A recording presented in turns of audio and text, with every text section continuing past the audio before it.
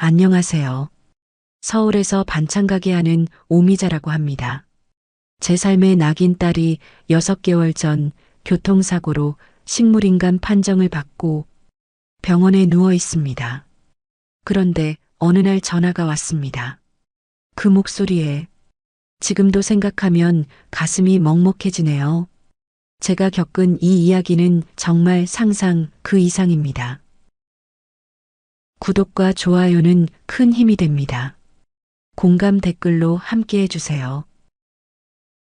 서울 외곽 용산동 골목길, 오래된 간판 하나가 바람에 삐걱거리고 있었습니다. 미잔의 반찬 가게라고 적힌 낡은 간판이었죠. 가게 안에서는 오미자가 김치를 담그고 있었어요. 올해 55인 미자의 손은 거칠었지만 김치를 버무리는 솜씨만큼은 여전히 능숙했습니다. 오늘도 병원에 가야지.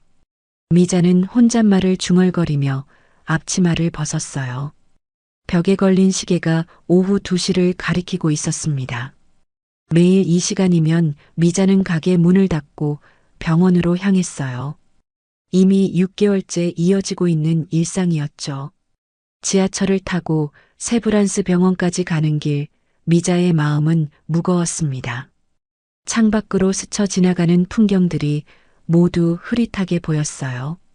딸 세린이 교통사고를 당한 지 벌써 반년이 지났지만 여전히 현실이 믿어지지 않았거든요. 중환자실 앞에 도착한 미자는 간호사에게 정중히 인사를 건넸습니다. 안녕하세요. 윤세린 환자 어머니입니다. 간호사는 익숙한 듯 고개를 끄덕이며 문을 열어주었어요. 미자는 소독제 냄새가 가득한 복도를 천천히 걸었습니다. 병실 문을 열자 하얀 이불 위에 누워있는 딸의 모습이 보였어요.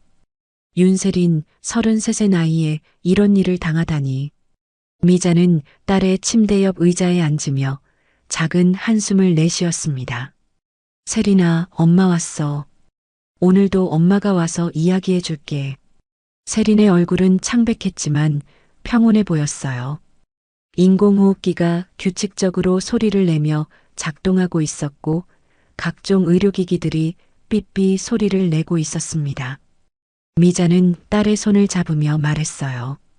우리 세린이 들리니? 엄마 목소리 들리지? 그때였습니다.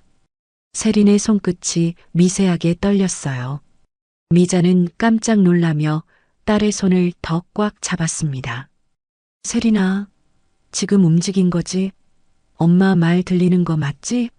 하지만 세린은 여전히 눈을 감고 있었고 더 이상 반응은 없었어요. 의사들은 항상 같은 말만 반복했습니다. 식물인간 상태입니다. 깨어날 가능성은 거의 없어요. 하지만 미자는 포기할 수 없었어요. 딸이 분명히 자신을 알아보고 있다는 확신이 있었거든요. 미자는 세린과 결혼한 사위 장유섭에 대해서도 복잡한 감정을 품고 있었어요. 동네 사람들은 수군거렸습니다. 유섭이 집안에서 세린이를 너무 혹사시켰다더라. 맨날 야근에 출장해 몸이 견딜 수 있겠어? 하지만 미자는 그런 말들을 믿고 싶지 않았어요. 사위가 나쁜 사람일 리는 없다고 생각했거든요. 병원에서 돌아온 미자는 저녁을 대충 때우고 일찍 잠자리에 들었습니다. 요즘 잠이 오지 않는 날이 많았지만 오늘은 유독 피곤했어요. 딸의 손이 움직였던 순간이 자꾸 머릿속을 맴돌았습니다. 밤 11시쯤이었을까요? 갑자기 전화벨이 울렸어요. 미자는 깜짝 놀라며 일어났습니다. 이런 늦은 시간에 누가 전화를 할까요? 수화기를 들어올리는 미자의 손이 떨렸어요. 여보세요? 그때 들려온 목소리에 미자는 온몸이 얼어붙었습니다. 엄마, 나야. 세린이야. 세린의 목소리였어요. 분명히 딸의 목소리였습니다. 하지만 목소리가 떨리고 있었고 뭔가 급박한 상황인 것 같았어요. 세린아? 정말 너야? 어디 있는 거야? 미자는 흥분해서 말을 더듬었습니다. 엄마, 들어봐. 제발, 내가 살아있는 걸 아무에게도 말하지 마. 아무에게도. 특히 유섭이한테는 절대. 무슨 소리야? 세린아, 지금 어디 있는 거야? 엄마가 지금 당장 갈게. 하지만 전화는 갑자기 끊어졌어요. 미자는 다시 전화를 걸어보았지만 통화 중 신호만 계속 들렸습니다. 미자는 수화기를 붙들고 멍하니 서 있었어요. 방금 전 일이 꿈이었을까요? 아니면 정말 세린이가 전화를 한 걸까요? 미자의 머릿속이 복잡해졌습니다. 딸이 정말 깨어난 걸까요? 그렇다면 왜 아무에게도 말하지 말라고 했을까요? 그리고 왜 유섭에게는 특히 더 말하지 말라고 했을까요? 수많은 의문이 미자의 마음을 어지럽혔어요. 미자는 밤새 한잠도 이루지 못했습니다. 세린의 목소리가 계속 귓가에 맴돌았어요. 내가 살아있는 걸 아무에게도 말하지 마. 그 말이 무슨 뜻인지 도무지 이해할 수 없었거든요. 새벽 5시가 되자 미자는 더 이상 참을 수 없어서 침대에서 일어났습니다. 혹시 내가 너무 스트레스를 받아서 헛것을 들은 건 아닐까? 미자는 거울 앞에 서서 자신의 모습을 바라봤어요. 핏기 없는 얼굴과 충혈된 눈이 보였습니다. 하지만 아무리 생각해도 그 목소리는 분명히 세린의 목소리였어요. 아침 일찍 반찬 가게를 열고 나서도 미자의 마음은 어수선했습니다. 단골 손님이 와서 말을 걸어도 제대로 대답하지 못했어요. 사장님, 오늘 왜 이래요? 얼굴이 하얗네. 손님의 말에 미자는 겨우 정신을 차렸습니다. 아, 죄송해요. 밤에 잠을 못 자서 그런가 봐요. 미자는 억지로 미소를 지으며 반찬을 포장해 주었어요.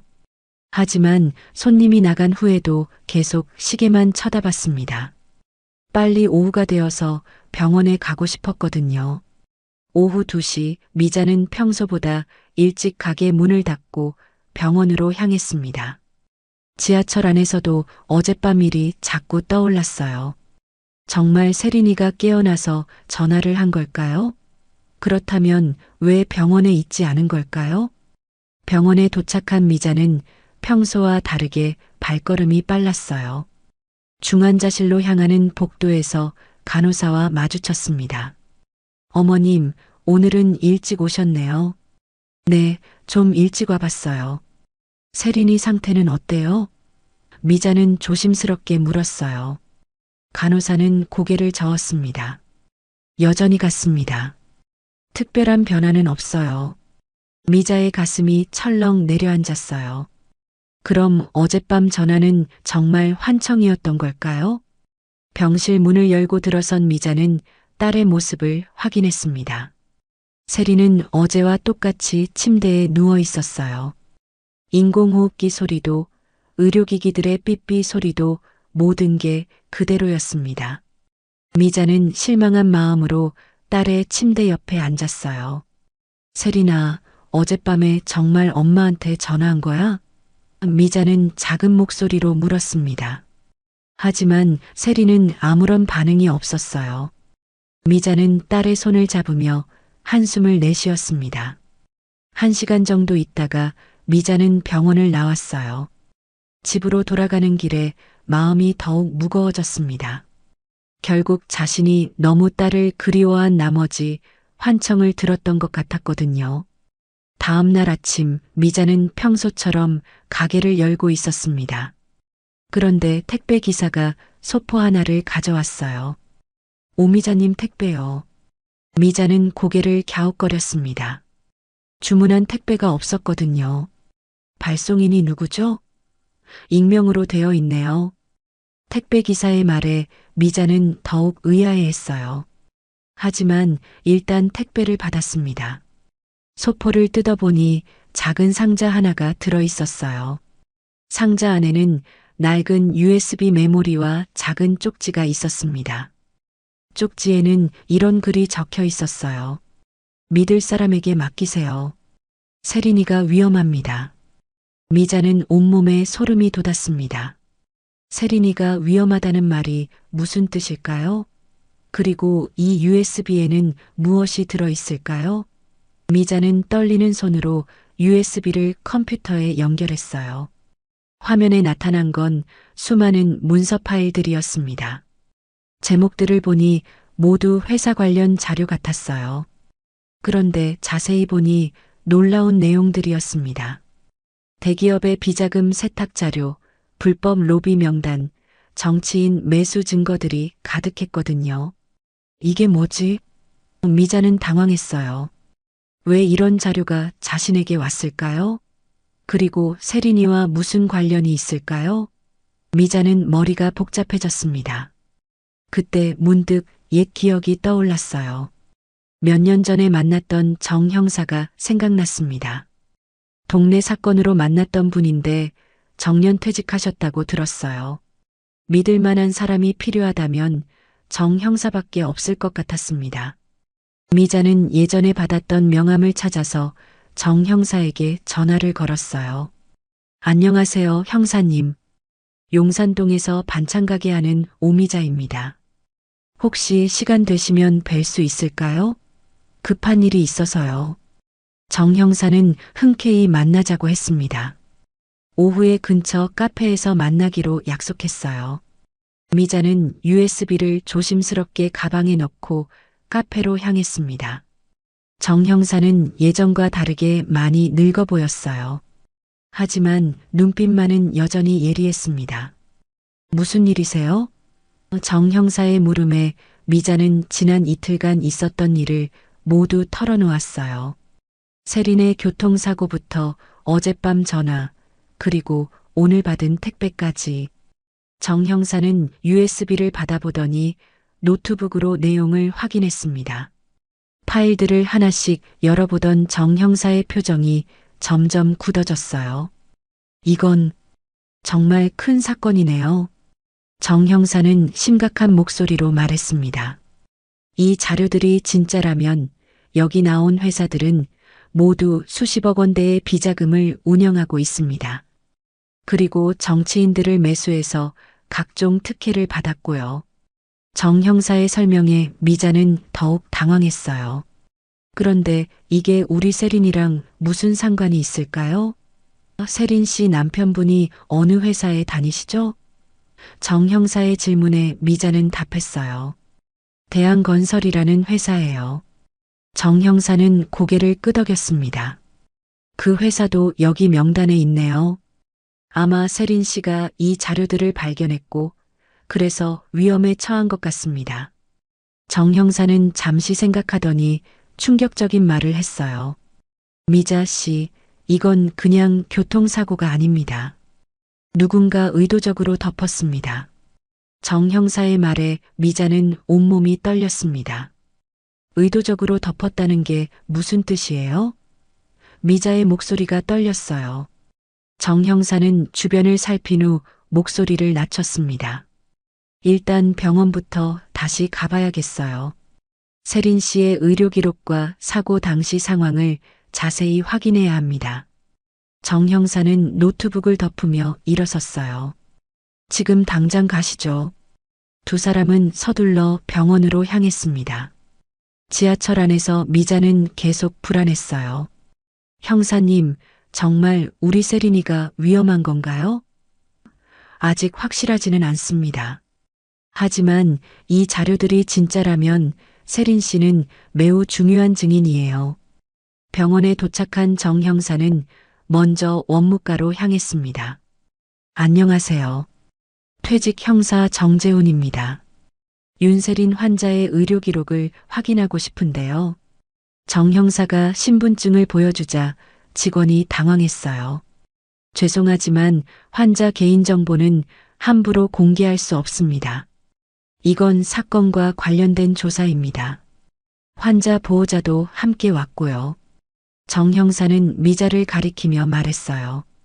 한참의 실랑이 끝에 직원은 의료 기록을 확인해 줬습니다.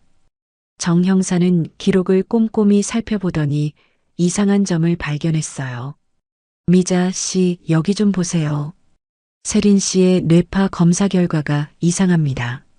뭐가 이상한데요? 보통 식물인간 상태라면 뇌파가 거의 평평해야 하는데 세린 씨는 주기적으로 정상 수치가 나타나고 있어요. 마치 깨어 있는 것처럼요.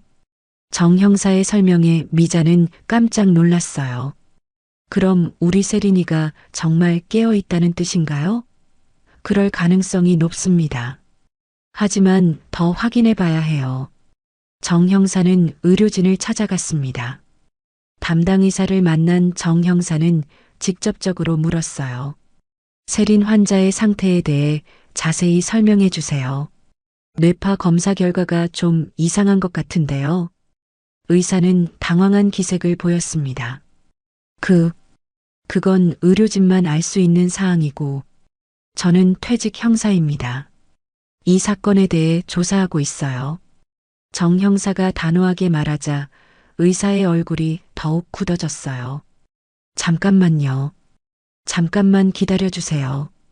의사는 급히 어디론가 전화를 걸기 시작했어요. 정 형사는 그 모습을 유심히 지켜봤습니다. 뭔가 숨기고 있다는 느낌이 들었거든요.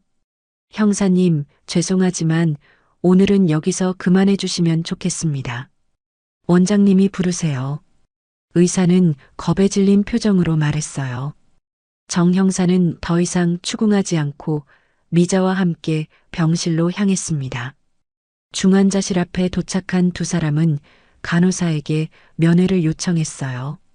하지만 간호사의 대답이 이상했습니다. 죄송합니다. 지금은 면회가 안 돼요. 환자 상태가 급변해서요. 급변했다고요? 언제요? 미자가 놀라며 물었어요. 오늘 오전부터요. 갑자기 상태가 나빠져서 격리 중입니다. 간호사의 말에 미자는 발이 떨어지지 않았어요. 정 형사는 간호사에게 더 자세한 설명을 요구했습니다. 구체적으로 어떤 상태인가요? 그건 의사 선생님께 직접 들어보세요. 간호사도 뭔가 숨기는 것 같았어요. 이상하네요. 뭔가 감추고 있는 것 같습니다. 정 형사는 미자에게 속삭였어요. 일단 오늘은 돌아가고 내일 아침 일찍 다시 와보죠. 그날 밤 미자는 또다시 잠들 수 없었습니다. 세린이의 상태가 갑자기 나빠졌다는 말이 계속 마음에 걸렸어요. 새벽 5시가 되자 미자는 참을 수 없어서 병원으로 전화를 걸었습니다. 여보세요. 윤세린 환자 어머니입니다. 딸 상태가 어떤지 궁금해서요. 아, 네. 잠깐만요. 간호사가 확인하더니 이상한 말을 했어요. 어머님, 윤세린 환자는 어제 다른 병원으로 이송됐습니다. 네? 다른 병원으로요? 저는 아무 연락도 못 받았는데요. 미자는 당황했어요. 가족 동의하에 이송된 걸로 되어 있는데요. 가족이 누구요? 저 말고 다른 가족이 누가 있다는 거예요? 간호사는 대답을 피했어요. 자세한 건 원무과에 문의해 보세요. 전화가 끊어진 후 미자는 급히 정 형사에게 전화를 걸었습니다. 형사님, 큰일 났어요. 세린이가 다른 병원으로 이송됐다는데 저는 아무 연락도 못 받았어요. 뭐라고요? 지금 몇 시죠? 새벽 5시예요. 저 너무 걱정돼서 병원에 전화했는데 정 형사도 놀란 것 같았어요. 이건 정말 이상합니다. 지금 당장 병원으로 가시죠. 저도 곧 갈게요. 미자는 옷을 대충 입고 병원으로 달려갔습니다. 새벽이라 지하철이 없어서 택시를 탔어요. 택시기사가 응급 상황이세요? 라고 물을 정도로 미자는 초조해하고 있었습니다. 병원에 도착한 미자는 곧장 중환자실로 향했습니다. 하지만 세린이 있던 병실은 텅 비어 있었어요. 침대도 의료기기도 모든 게 사라져 있었습니다. 마치 처음부터 아무도 없었던 것처럼요. 간호사님, 간호사님. 미자는 복도에서 간호사를 불렀어요. 우리 세린이 어디 갔어요? 어느 병원으로 갔다는 거예요? 미자의 목소리가 복도에 울려 퍼졌습니다. 간호사들은 서로 눈치만 보며 제대로 된 대답을 하지 않았어요. 원무과에 가서 문의해 보세요. 담당 의사에게 물어보세요.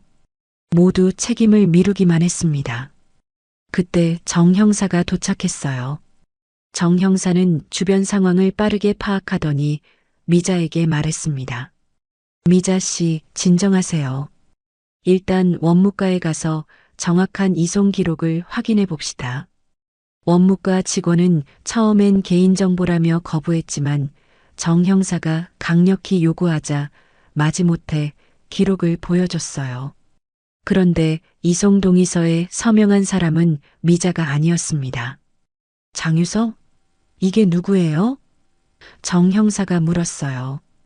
우리 사위예요. 세린이 남편이고요. 미자가 답하자 정 형사는 고개를 끄덕였습니다.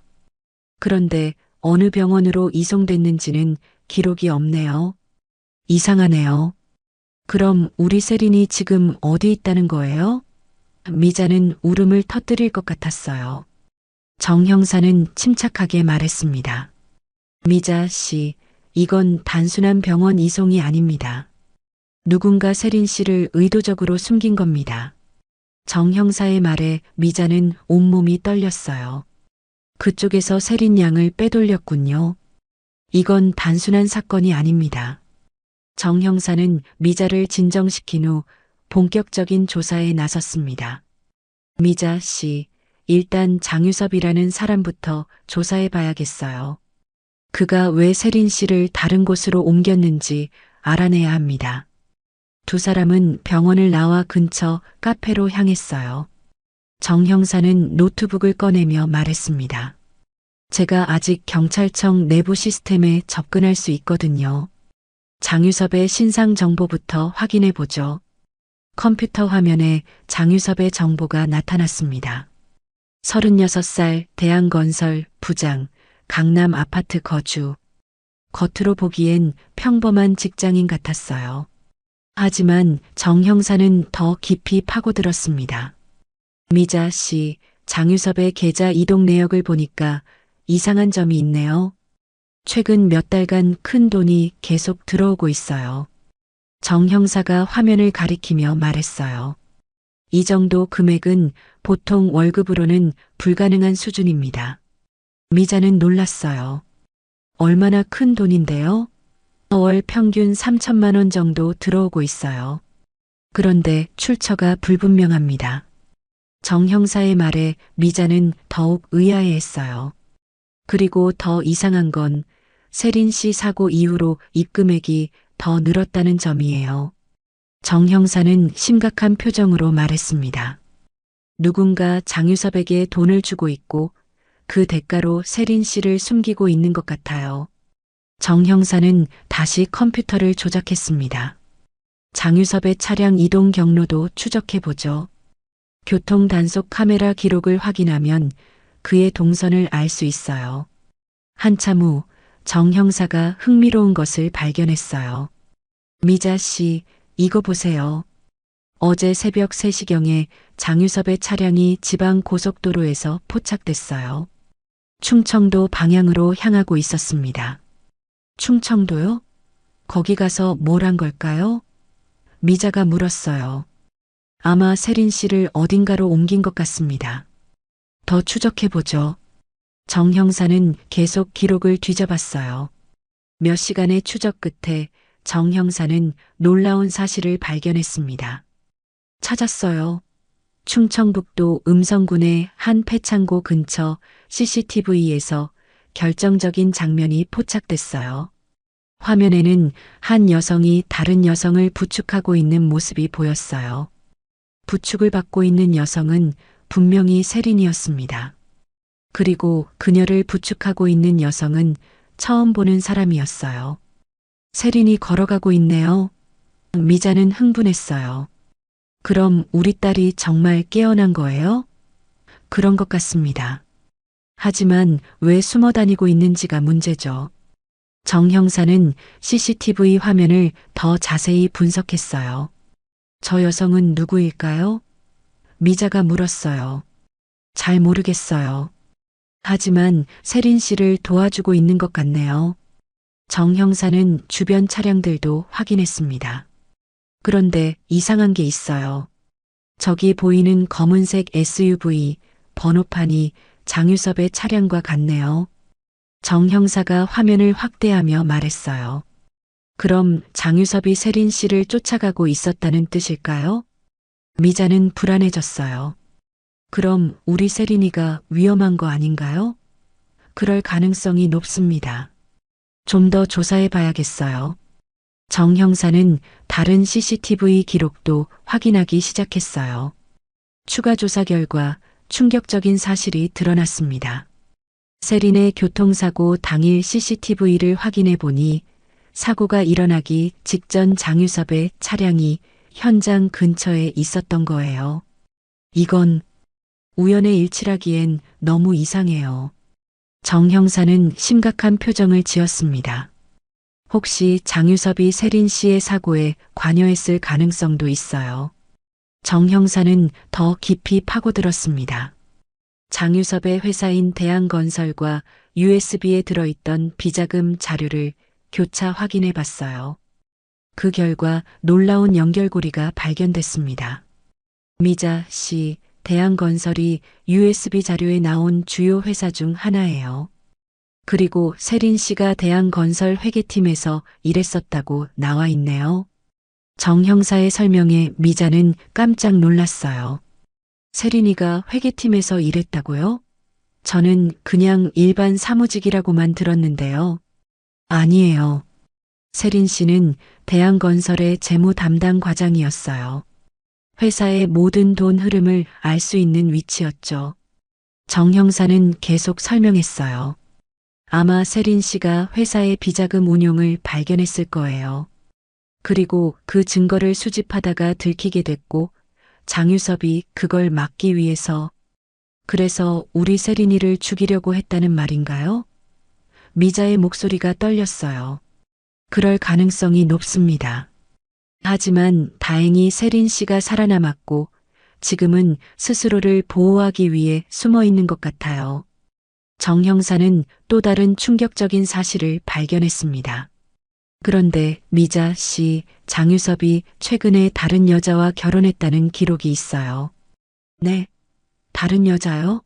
세린이랑 이혼도 안 했는데요. 서지혜라는 여성이에요. 이상하게도 세린 씨 사고 한 달 후에 혼인신고를 했네요. 정 형사의 말에 미자는 더욱 분노했어요. 그럼 우리 세린이가 죽은 줄 알고 다른 여자랑 결혼한 거예요? 더 정확히 말하면 세린 씨를 죽은 것처럼 만들어 놓고 다른 여자와 결혼한 거죠. 정 형사는 분노에 찬 목소리로 말했어요. 이건 정말 악질적인 범죄입니다. 정 형사는 서지혜에 대해서도 조사했어요. 서지혜는 대한건설의 홍보팀 차장이에요. 장유섭과는 오래전부터 불륜 관계였던 것 같습니다. 그럼 우리 세린이가 남편의 불륜도 모르고 살았다는 건가요? 미자는 가슴이 아팠어요. 아마 세린 씨가 회사 비리와 남편의 불륜을 동시에 알게 됐을 거예요. 그래서 더욱 위험해진 거죠. 정 형사는 모든 정보를 종합했습니다. 정리하면 이렇습니다. 세린 씨가 대한건설의 비자금 증거를 발견했고 남편 장유섭의 불륜까지 알게 됐어요. 장유섭은 이 모든 걸 덮기 위해 세린 씨를 교통사고로 위장해 제거하려 했지만 실패했습니다. 그래서 세린 씨를 수면주사로 의식불명 상태로 만들어 식물인간인 척 속였고 그 사이에 서지혜와 결혼까지 한 거예요. 정 형사의 설명을 들은 미자는 온몸이 떨렸어요. 하지만 세린 씨가 깨어났고 지금은 자신을 보호하기 위해 숨어 있는 상황입니다. 정 형사는 마지막으로 말했어요. 우리가 빨리 세린 씨를 찾아서 보호해야 해요. 정 형사는 세린을 찾기 위해 더욱 적극적인 수사에 나섰습니다. 미자 씨, 세린 씨가 마지막으로 포착된 충청북도 음성군으로 직접 가봐야겠어요. 거기서 더 많은 단서를 찾을 수 있을 겁니다. 미자는 당장이라도 따라가고 싶었지만 정 형사가 만류했어요. 너무 위험해요. 장유섭이 세린 씨를 찾고 있다면 미자 씨까지 위험에 빠질 수 있어요. 제가 혼자 가서 확인해 보죠. 정 형사는 다음 날 새벽 일찍 음성군으로 향했습니다.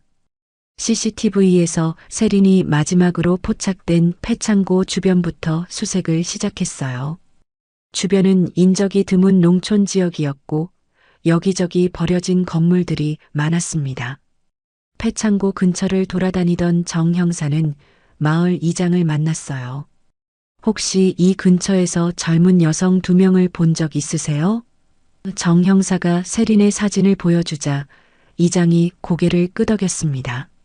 아, 그분들이요. 어젯밤에 우리 마을 민박집에 들어갔어요. 그런데 좀 이상했어요. 한 분은 너무 초조해하고 다른 분은 계속 주변을 경계하더라고요. 이장의 말에 정 형사는 희망을 품었어요. 그 민박집이 어디죠? 마을 끝자락에 있어요. 할머니 혼자 운영하시는 작은 집이에요. 정 형사는 서둘러 그 민박집으로 향했습니다.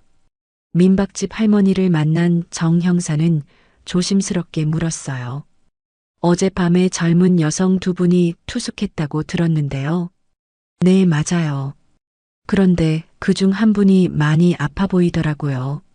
자꾸 떨고 있고 잠도 제대로 못 자는 것 같고 할머니는 계속 말했어요. 다른 한 분은 계속 밖을 내다보더니 새벽에 급히 나가셨어요. 뭔가 위험한 상황인 것 같았어요. 정 형사는 더 자세한 이야기를 들었습니다. 혹시 지금도 계세요? 아니에요. 아침 일찍 짐을 싸서 나가셨어요. 그런데 참 이상한 게 한 분은 뒤돌아보지도 않고 가시는데 아픈 분은 자꾸 뒤를 돌아보더라고요. 정 형사는 민박집 주변을 살펴봤습니다. 그러다가 쓰레기통에서 중요한 단서를 발견했어요. 찢어진 종이 조각들이 있었는데 조각들을 맞춰보니 병원 처방전이었습니다. 그리고 그 처방전에는 윤세린이라는 이름이 적혀 있었어요. 역시 세린 씨가 여기 있었구나. 정 형사는 처방전을 자세히 봤어요. 수면제와 진정제가 처방되어 있었는데 이상하게도 용량이 매우 많았습니다. 이 정도 용량이면 사람을 의식불명 상태로 만들 수 있는 양이에요. 정 형사는 할머니에게 더 물었어요. 혹시 그분들이 어디로 갔는지 아세요? 글쎄요, 버스 정류장 쪽으로 가시더라고요. 그런데 한 분은 다른 분을 부축해서 걸어가시더라고요. 버스 정류장으로 향한 정 형사는 주변 상점 사장에게도 물어봤어요. 아, 그분들요. 아침 일찍 시외버스 타고 가셨어요. 그런데 정말 이상했어요. 한 분은 계속 두리번거리고 다른 분은 모자를 깊이 눌러 쓰고 있더라고요. 어느 방향 버스를 탔는지 기억나세요? 서울행 버스였어요. 하지만 중간에 내릴 수도 있으니까. 상점 사장의 말에 정 형사는 고민에 빠졌어요. 그때 정 형사의 휴대폰이 울렸습니다. 미자에게서 온 전화였어요. 형사님, 큰일 났어요. 장유섭이 우리 반찬 가게로 왔어요. 세린이 어디 있는지 계속 묻고 있어요. 뭐라고요? 지금 당장 그 자리를 피하세요. 정 형사는 급히 말했어요. 이미 갔어요. 하지만 너무 무서웠어요. 눈빛이 완전히 달라져 있었어요. 미자의 목소리가 떨렸습니다. 정 형사는 서둘러 서울로 돌아갔습니다. 음성군에서 서울까지 2시간이 걸렸는데 그 시간이 너무 길게 느껴졌어요. 미자의 안전도 걱정되고 세린을 찾는 것도 급했거든요. 서울에 도착한 정 형사는 미자와 만났습니다. 형사님, 장유섭이 뭔가 알고 있는 것 같아요. 세린이가 살아있다는 걸 알고 있는 눈치였어요. 미자는 여전히 무서워하고 있었어요. 그럼 더 빨리 세린 씨를 찾아야 해요. 장유섭이 먼저 찾으면 정말 위험합니다. 정 형사는 다시 컴퓨터로 CCTV 기록을 뒤져봤어요.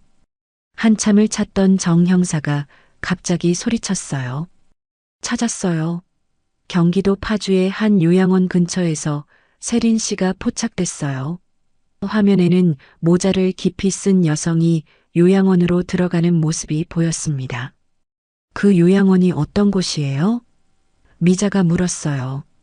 개인이 운영하는 작은 요양원이에요. 주로 가족들이 돌볼 수 없는 환자들을 맡아서 돌봐주는 곳이죠. 정 형사는 즉시 그 요양원으로 향했습니다. 요양원에 도착한 정 형사는 원장을 만났어요. 혹시 오늘 새로 입원한 환자가 있나요? 네, 있어요. 그런데 좀 특이한 경우예요. 다른 분이 데려왔는데 말을 거의 안 하세요. 원장의 안내로 병실에 들어간 정 형사는 마침내 세린을 만날 수 있었어요. 세린은 침대에 앉아 있었지만 매우 경계하는 표정이었습니다. 정 형사가 다가가자 세린이 뒤로 물러났어요. 윤세린 씨죠? 저는 정재훈 형사입니다. 어머니 오미자 씨가 보내신 분이에요. 정 형사가 조심스럽게 말하자 세린의 눈에 눈물이 고였어요. 정말 엄마가 보내신 분이에요? 세린의 목소리는 떨리고 있었어요. 네, 맞아요. 어머니가 얼마나 걱정하고 계신지 아세요? 정 형사의 말에 세린은 울음을 터뜨렸습니다. 형사님, 유섭이 저를 죽이려고 했어요. 제가 회사 비리를 알게 됐거든요. 그리고 유섭이 다른 여자랑 바람 피우고 있다는 것도 알았어요. 세린은 떨리는 목소리로 말했어요. 알고 있어요. 모든 걸 다 조사했습니다. 정 형사는 세린을 안심시켰어요. 그런데 지금 당장 여기서 나가야 해요. 장유섭이 찾고 있어요. 세린은 가방에서 USB를 꺼냈어요. 이 안에 유섭과 서지혜가 내부 고발자들을 협박하고 있다는 추가 증거가 들어 있어요. 회사 임원들의 뇌물수수 목록도 있고요. 세린은 USB를 정 형사에게 건넸습니다. 이 증거들로 그들을 모두 잡을 수 있을 거예요. 하지만 지금은 세린 씨의 안전이 우선입니다. 정 형사는 세린을 비밀 요양소로 옮기기로 했어요. 형사님, 엄마한테는 아직 말하지 마세요. 모든 게 끝날 때까지는 엄마도 위험할 수 있어요. 세린의 부탁에 정 형사는 고개를 끄덕였습니다. 그날 밤 정 형사는 세린을 더 안전한 곳으로 옮겼어요. 그리고 미자에게는 조심스럽게 말했습니다. 세린 씨를 찾았어요. 안전한 곳에 있으니까 걱정하지 마세요. 하지만 아직은 만날 수 없어요. 정말요? 우리 세린이 정말 괜찮은 거예요? 미자는 울면서 물었어요. 네, 괜찮아요. 조금만 더 기다려주세요. 곧 모든 게 해결될 거예요. 미자는 밤새 잠을 이루지 못했습니다. 세린이 살아있다는 소식에 기쁘면서도 여전히 만날 수 없다는 현실이 답답했어요. 새벽이 되자 미자는 더 이상 가만히 있을 수 없었습니다. 형사님, 저도 뭔가 도울 일이 없을까요? 미자가 정 형사에게 전화를 걸었어요. 미자 씨, 위험해요. 지금은 조용히 기다리는 게 최선입니다. 하지만 미자의 마음은 달랐어요. 정 형사와 만난 미자는 결심을 밝혔습니다. 형사님, 저도 싸우고 싶어요. 제 딸을 이렇게 괴롭힌 놈들을 그냥 둘 수는 없어요. 미자의 눈에는 분노와 결의가 가득했습니다. USB 자료를 언론과 검찰에 동시에 제보하면 어떨까요? 미자의 제안에 정 형사는 고민했어요. 그것도 방법이긴 하지만 세린 씨가 더 위험해질 수 있어요. 하지만 이대로 있으면 언젠가는 들킬 거예요. 정 형사는 미자의 말이 맞다고 생각했습니다. 그럼 신중하게 계획을 세워봅시다. 세린 씨의 안전을 보장하면서 동시에 장유섭을 잡을 수 있는 방법을 찾아야 해요. 두 사람은 USB의 자료를 복사해서 여러 곳에 동시에 제보하기로 했어요. 언론사 세 곳과 검찰, 그리고 국정감사 자료로도 제출하기로 했습니다. 한 곳에서 막혀도 다른 곳에서는 터져 나올 거예요. 하지만 그들의 계획이 실행되기 전에 위험한 일이 일어났습니다. 그날 오후 미자가 반찬 가게에서 일하고 있는데 갑자기 유리창이 깨지는 소리가 났어요. 돌멩이 하나가 던져진 거였습니다. 돌멩이에는 쪽지가 붙어 있었어요. 딸을 찾고 싶으면 입 다무세요. 계속 설치면 정말 딸을 못 볼 겁니다. 미자는 온몸이 떨렸지만 동시에 분노가 치솟았어요. 그날 저녁 장유섭이 직접 반찬 가게로 찾아왔습니다. 어머님, 안녕하세요. 겉으로는 정중했지만 눈빛이 차갑고 위협적이었어요. 세린이 어디 있는지 혹시 아세요? 모르는데요. 병원에서 사라졌다는 얘기만 들었어요. 미자는 최대한 담담하게 답했어요. 하지만 장유섭은 믿지 않는 눈치였습니다. 어머님, 세린이는 많이 아파요. 빨리 치료받아야 해요. 혹시 연락이 오면 꼭 알려주세요. 장유섭의 말에는 명백한 위협이 담겨 있었어요.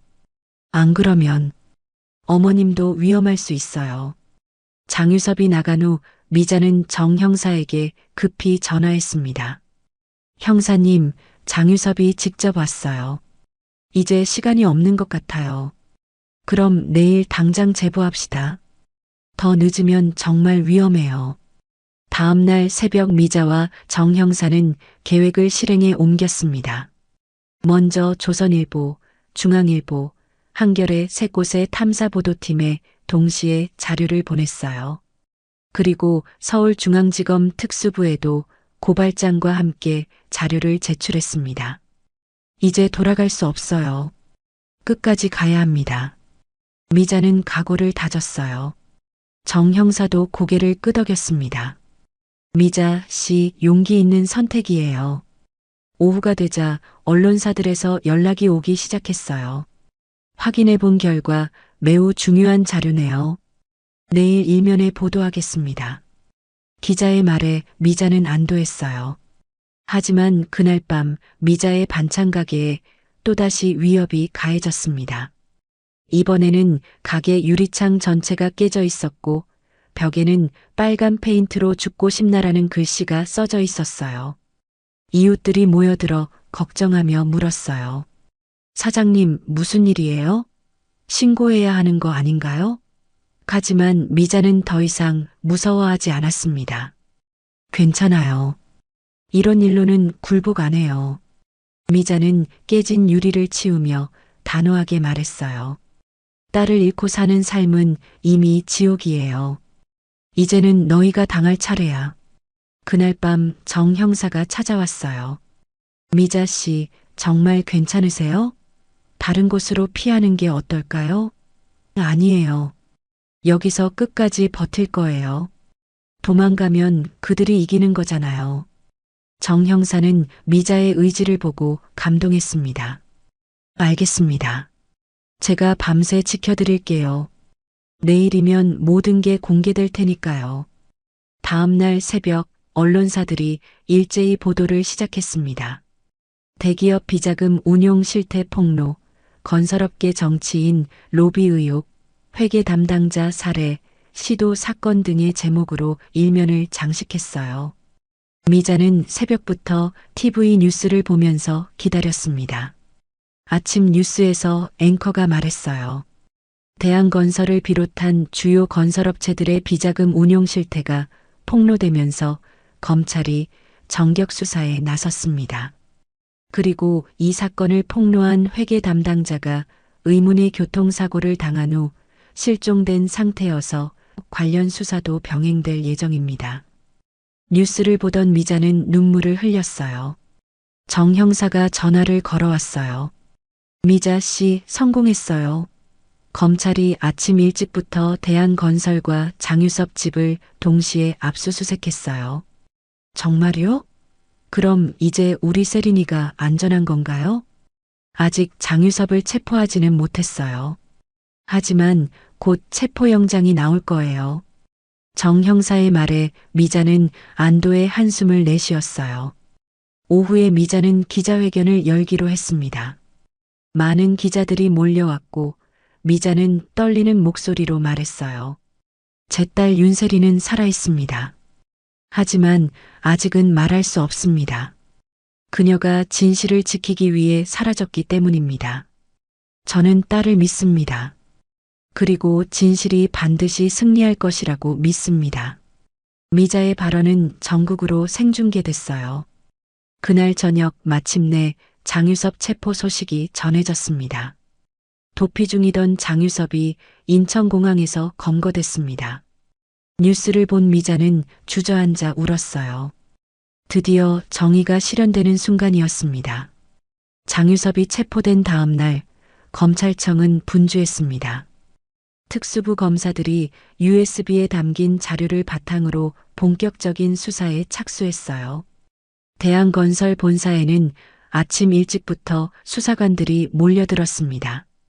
전 직원 출근 금지, 모든 컴퓨터 압수수색. 수사관들의 외침이 사무실에 울려 퍼졌어요. 직원들은 당황한 채로 건물 밖으로 나와야 했습니다. 언론사 기자들도 건물 앞에 진을 치고 취재 경쟁을 벌였어요. 검찰 조사실에서 장유섭은 처음엔 모든 혐의를 부인했습니다. 저는 아무것도 모릅니다. 세린이가 실종된 것도 저와는 상관없어요. 하지만 검사는 이미 모든 증거를 준비하고 있었어요. 장유섭 씨, 이 계좌 입금 내역을 설명해 보세요. 검사가 통장 사본을 내밀자 장유섭의 얼굴이 굳어졌어요. 그리고 이 CCTV 영상도 보시죠. 세린 씨 사고 당일 현장 근처에 있던 차량이 본인 소유 맞나요? 장유섭은 변명을 늘어놓았지만 점점 궁지에 몰렸어요. 더욱이 회사 내부 직원들의 증언이 쏟아지기 시작했습니다. 장 부장이 회계팀 자료를 자주 가져갔어요. 세린 씨가 뭔가 발견했다고 하던데 그 후로 장 부장이 계속 예민해했어요. 한편 서지혜는 언론 보도를 보고 정신적 충격에 빠졌어요. 자신이 사랑한다고 믿었던 남자가 전 부인을 죽이려 했다는 사실을 알게 된 거죠. 이럴 수가. 유섭이가 정말 그런 일을. 서지혜는 병원에 입원해야 했습니다. 대한건설 임원들도 하나둘씩 검찰에 소환되기 시작했어요. 세린이 수집한 자료에는 임원들의 골프 접대비, 정치인 후원금, 불법 로비 내역이 상세히 기록되어 있었거든요. 우리는 몰랐다. 장유섭이 혼자 한 일이다.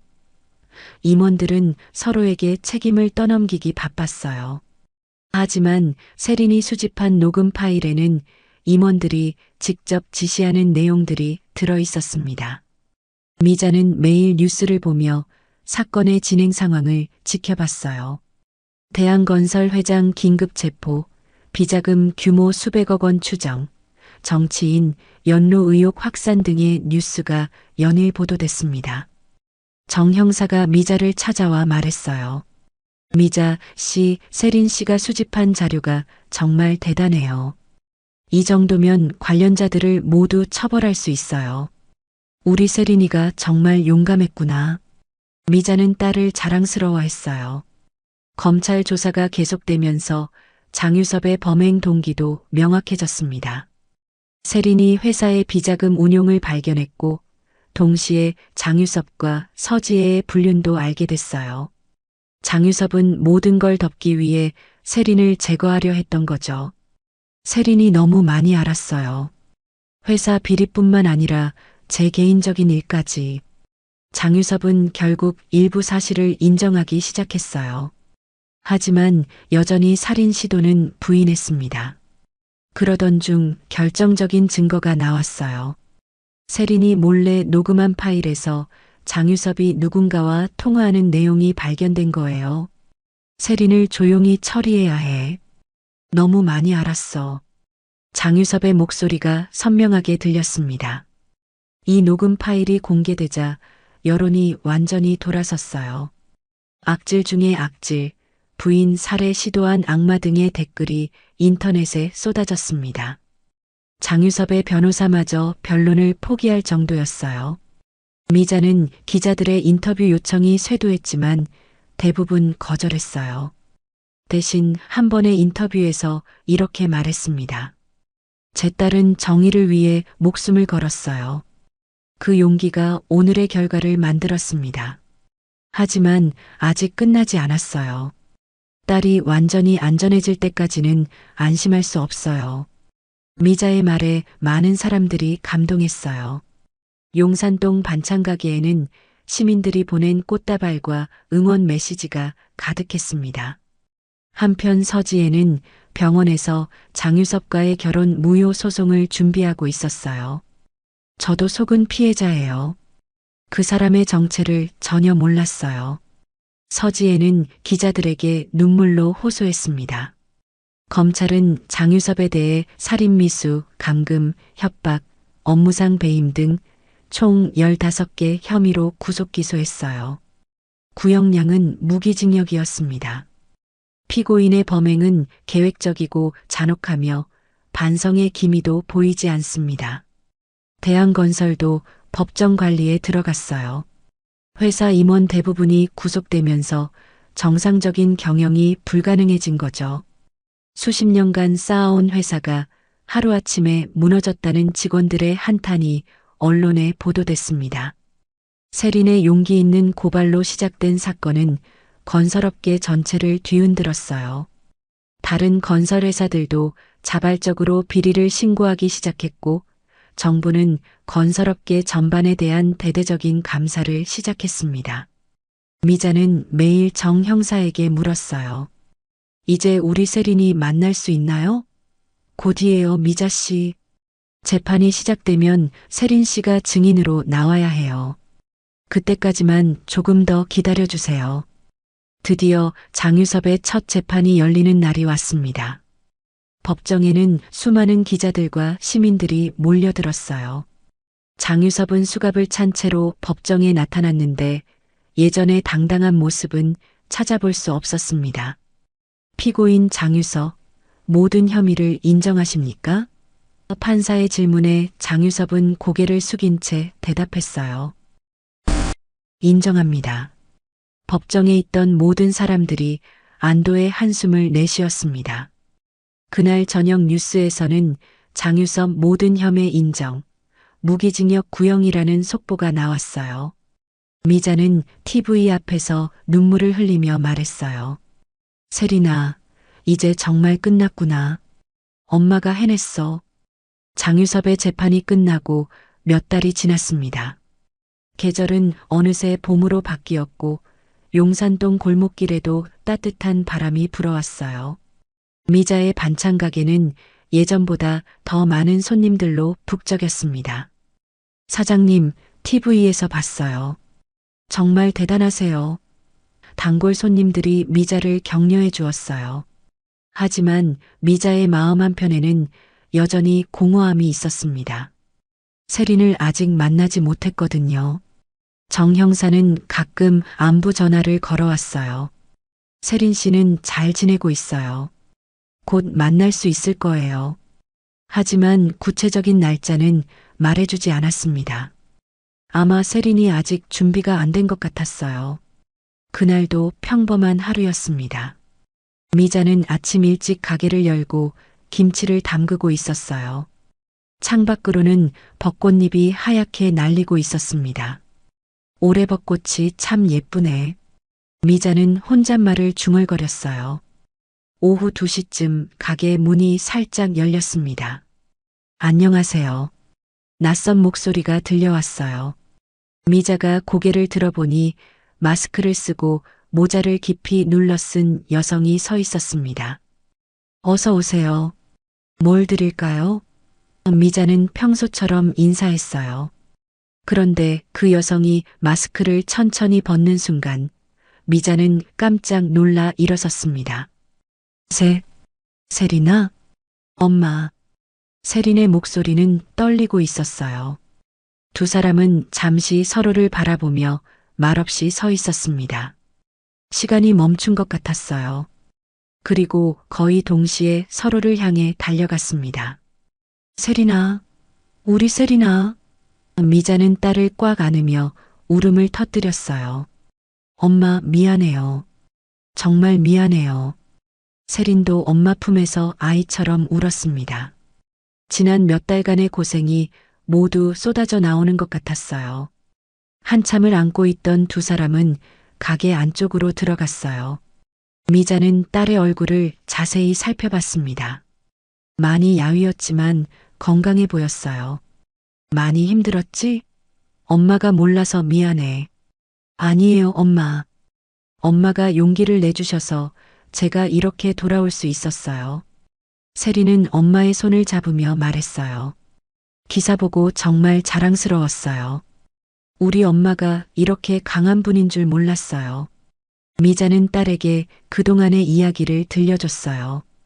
정 형사와 함께 세린을 찾기 위해 노력했던 일, 언론에 제보했던 일, 장유섭의 위협에도 굴복하지 않았던 일들을 말이에요. 엄마, 정말 대단해요. 저보다 훨씬 용감하셨어요. 세린은 감탄했어요. 엄마는 딸을 지키려는 마음뿐이었어. 너를 잃을 수는 없었거든. 미자의 말에 세린은 또다시 눈물을 흘렸습니다. 세린도 자신의 이야기를 들려줬어요. 유섭의 비리를 발견했을 때의 충격, 교통사고를 당했을 때의 공포, 깨어났을 때의 절망감을 말이에요. 정말 무서웠어요. 믿었던 사람이 저를 죽이려 했다는 게. 하지만 포기하지 않았어. 우리 딸이 정말 대견해. 미자는 딸을 자랑스러워했어요. 앞으로는 혼자 힘들어하지 마. 엄마가 항상 곁에 있을 테니까. 두 사람은 오랫동안 이야기를 나눴어요. 서로 그리웠던 만큼 할 이야기가 정말 많았거든요. 해가 지고 가로등이 켜질 때까지 대화는 계속됐습니다. 이제 정말 끝난 거예요? 세린이 조심스럽게 물었어요. 응, 끝났어. 유섭은 무기징역을 받았고 회사 임원들도 모두 처벌받았어. 이제 우리가 평범하게 살 수 있어. 세린은 안도의 한숨을 내쉬었어요.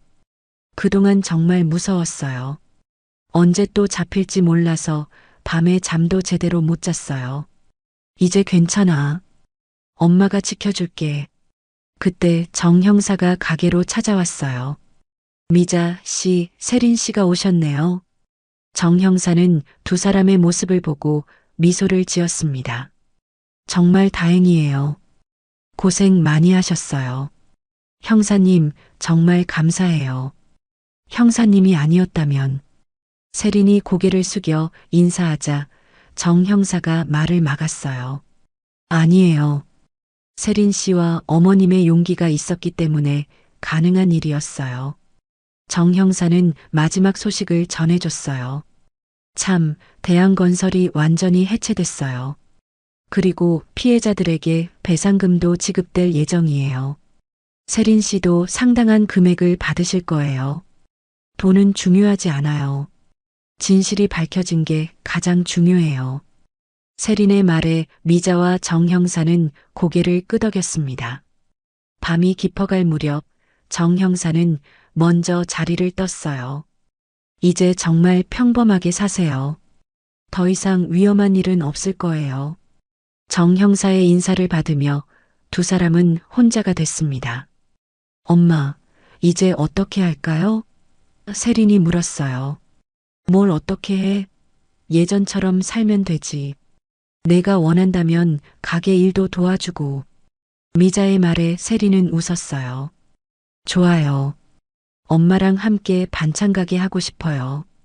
그래, 우리 모녀가 힘을 합치면 못할 일이 없어. 두 사람은 서로를 보며 환하게 웃었습니다. 그날 밤 두 사람은 오랜만에 함께 저녁을 먹었어요. 미자가 직접 만든 김치찌개와 반찬들이 식탁에 가득했습니다. 역시 엄마 음식이 최고예요. 세린은 맛있게 먹으며 말했어요. 몇 주 후 한 뉴스 프로그램에서 이 사건을 다시 다뤘어요. 앵커는 이렇게 말했습니다.